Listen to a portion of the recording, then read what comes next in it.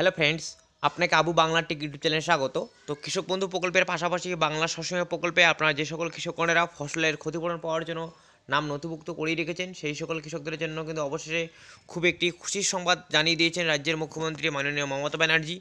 কেননা বর্তমানে আপনারা জানেন রাজ্যের মুখ্যমন্ত্রী কিন্তু উত্তরবঙ্গে সফরে আসেন এবং গত দুদিন আগেই কিন্তু তিনি পূর্ব বর্ধমানের একটি সভা থেকে লাইভ জানিয়ে দিয়েছিল যে আগামী 1 ফেব্রুয়ারি থেকেই বিভিন্ন প্রকল্পের উপভোক্তাদের ব্যাঙ্ক অ্যাকাউন্টে কিন্তু টাকা ঢোকা শুরু হয়ে যাবে এবং সেখানে কিন্তু তিনি বিশেষ করে জোর দিয়েছিলেন লক্ষ্মীর ভাণ্ডার প্রকল্পের পাশাপাশি কৃষকদের জন্য ফসলের ক্ষতিপূরণের টাকা অর্থাৎ বাংলা শস্য প্রকল্পে আপনারা যে সকল কৃষকরা নাম নথিভুক্ত করিয়েছিলেন, যাদের টাকা বহুদিন ধরে ঢুকতে ছিল না কিন্তু স্ট্যাটাস আপনাদের অ্যাপ্রুভ ছিল, সেই সকল কৃষকদের এবারে কিন্তু ফসলের ক্ষতিপূরণের টাকা দেওয়া হবে।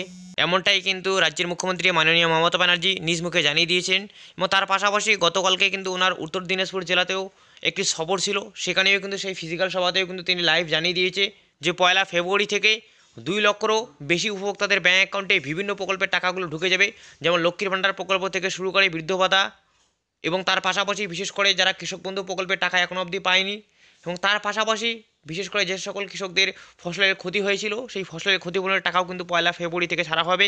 এবং আপনাদের এর আগের একটা ভিডিওতে দেখিয়েছিলাম কিছুদিন আগেই কিন্তু একটি ফিজিক্যাল যে পেপার কাটিং বেরিয়েছিল, সেই পেপার কাটিংও আপনাদের দেখিয়েছিলাম যে বিশেষ করে বর্ধমান জেলার কৃষকদের ব্যাঙ্ক অ্যাকাউন্টে কিন্তু আগে টাকা ঢোকা হবে, তারপরে আবারও এছাড়াও দক্ষিণবঙ্গের যে বিভিন্ন জেলাগুলো রয়েছে সেই সকল জেলাগুলোর কৃষকদের ব্যাঙ্ক অ্যাকাউন্টে কিন্তু ফসলের ক্ষতিপূরণের টাকা পাঠানো হবে, ডাইরেক্টলি আপনাদের ব্যাঙ্ক অ্যাকাউন্টে কিন্তু এই টাকা ঢুকে যাবে। তবে এখনও অবধি উত্তরবঙ্গের যে জেলাগুলো রয়েছে উত্তর দিনাজপুর কিংবা দক্ষিণ দিনাজপুর বাদ দিয়ে বিশেষ করে কুচবিহার, আলিপুর আর দুয়ার এই সমস্ত জেলাগুলোর কিন্তু এখনও অবধি কোনো অফিসিয়াল আপডেট নেই যে সেই সকল জেলার কৃষকদের ফসলের ক্ষতিপূরণের টাকা কবে দেওয়া হবে।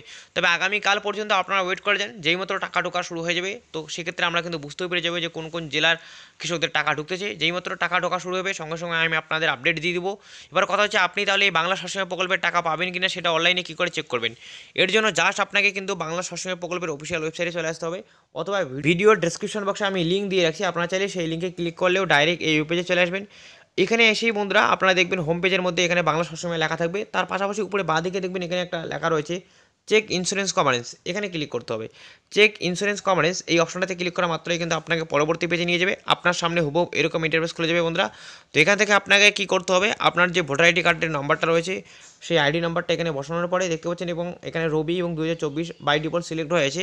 আপনারা যদি রবির জন্য চেক করতে চান তাহলে এইগুলো অপশন কোনো কিছু করতে হবে না, জাস্ট এখানে ভোট কার্ড নাম্বার বসানোর পরে নিচে যে চেক অপশন রয়েছে সেখানে ক্লিক করলে কিন্তু আপনার যে ভোটার আপনার যে শস্য বিমার যে স্ট্যাটাস সেটা অ্যাপ্রুভ পেয়েছে কিনা সেটা কিন্তু বন্ধুরা চলে আসবে।